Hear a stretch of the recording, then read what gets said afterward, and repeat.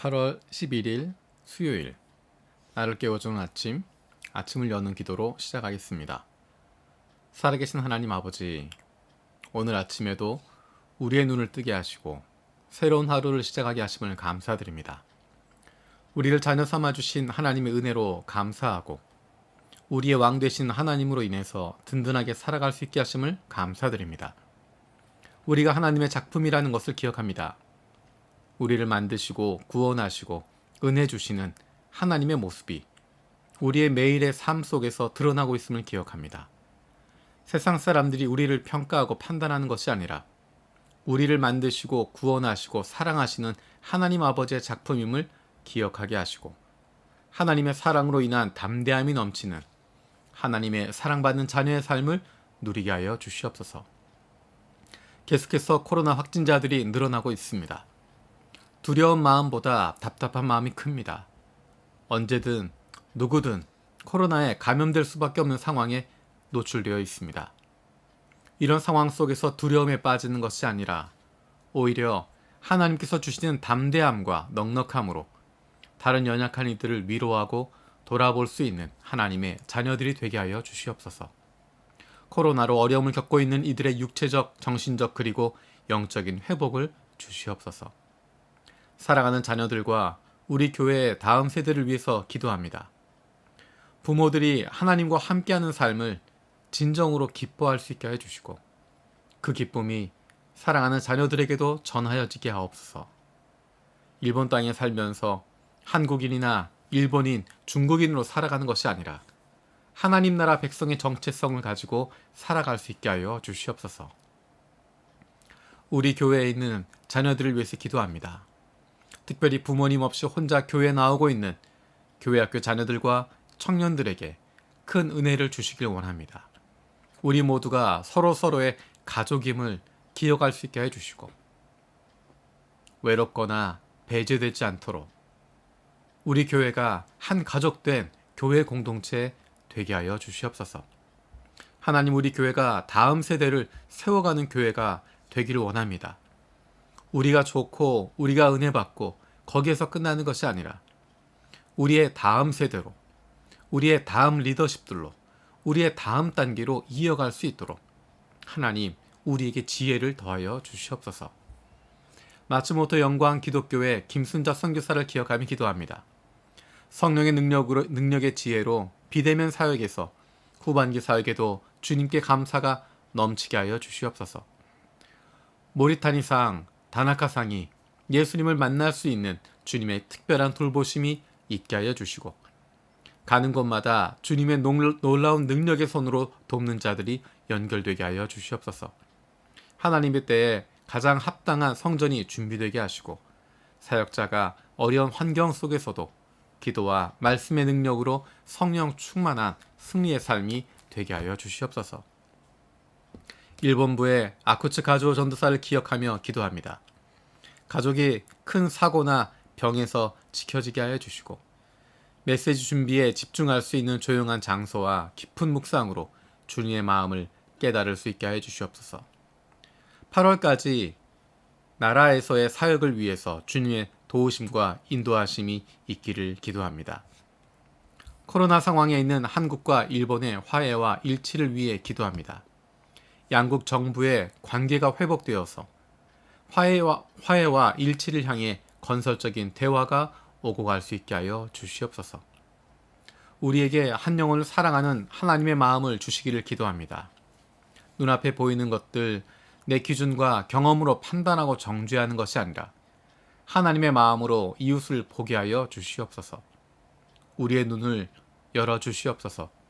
성령께서 우리의 마음을 붙들어 주시고 눈을 열게 하시고 귀를 열게 하셔서 하나님의 눈으로 세상을 보고 하나님의 음성을 듣고 순종할 수 있게 하여 주시옵소서.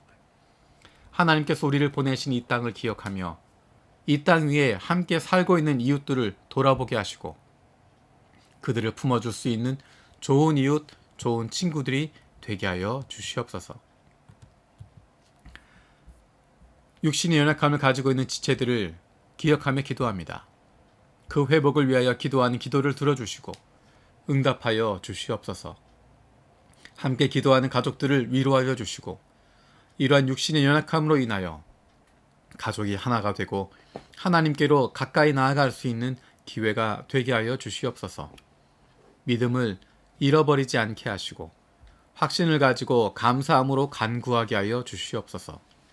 코로나로 어려움을 당하고 있는 교우들을 회복시켜 주시고 더욱 건강해져서 다른 이들을 돌아볼 수 있는 은혜를 주시옵소서. 사랑하는 가족들을 아프게 하는 못된 암세포들 예수 그리스도의 이름으로 사라지게 하여 주시고 치료의 광선으로 저들의 아픈 부위를 비추어 주시기를 원합니다. 예수 그리스도의 치료의 손길로 안수하여 주시고 새로운 세포들이 소생하게 하여 주시옵소서. 오늘도 우리를 향하신 하나님의 음성을 듣게 하시고 그 말씀 앞에 결단하고 순종하며 살아가길 원합니다. 말씀을 듣고도 행하지 않는 삶이 아니라 주님 말씀대로 실천하며 살아갈 수 있는 하나님의 백성들이 되게 하여 주시옵소서. 예수님의 이름으로 기도드립니다. 아멘. 우리가 어제까지 90일 동안 성경 일독을 마쳤습니다. 오늘부터 8월 31일까지는 큐티책 매일 성경에 나와 있는 본문 그 말씀을 같이 나누려고 합니다. 그리고 9월 1일부터는 다시 창세기부터 1년 동안 성경 일독하려고 합니다.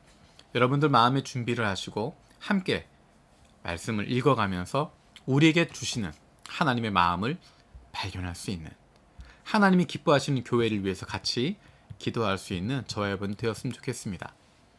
오늘 매일 성경 본문은 이사야서 62장 1절에서 12절입니다. 이사야 62장 1절에서 12절입니다. 그 가운데 이 시간에 1절에서 5절 말씀을 같이 보려고 합니다. 시온의 의가 빛처럼 드러나고 예루살렘의 구원이 횃불처럼 나타날 때까지 시온을 격려해야 하므로 내가 잠잠하지 않겠고 예루살렘이 구원받기까지 내가 쉬지 않겠다. 이방 나라들이 내게서 의가 이루어지는 것을 볼 것이다. 뭇 왕이 네가 받은 영광을 볼 것이다. 사람들이 너를 부를 때 주님께서 내게 지어주신 새 이름으로 부를 것이다. 또한 너는 주님의 손에 들려있는 아름다운 면류관이 될 것이며 하나님의 손바닥에 놓여있는 왕관이 될 것이다. 다시는 어느 누구도 너를 두고 버림받은 자라고 하지 않을 것이며 다시는 너의 땅을 일컬어 버림받은 아내라고 하지 않을 것이다. 오직 너를 하나님께서 좋아하시는 여인이라고 부르고 내 땅을 결혼한 여인이라고 부를 것이니 이는 주님께서 너를 좋아하시며 네 땅을 아내로 맞아주는 신랑과 같이 되실 것이기 때문이다. 총각의 처녀와 결혼하듯이 너의 아들들이 너와 결혼하며 신랑이 신부를 반기듯이 네 하나님께서 너를 반기실 것이다. 두 부분으로 나눠져 있습니다. 39장까지의 내용은 대부분 심판에 대한 이야기입니다. 죄를 범한 이스라엘에 대해서 하나님의 말씀을 어기고 하나님을 버렸던, 하나님을 떠났던 이스라엘에 대한 심판을 다루고 있습니다. 40장부터 시작해서 되어지는 부분은 회복에 대한 내용이 있습니다. 하나님께서 심판하시지만 구원하신다.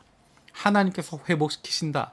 하나님이 구원을 이루신다라고 하는 내용들이 40장 이후에 나타나 있습니다.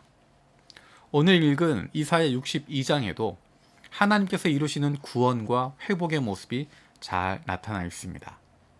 그런데 조금 전에 읽었던 1절에서 5절 내용을 보면 중요한 것은 회복의 주체가 바로 하나님이라는 것입니다.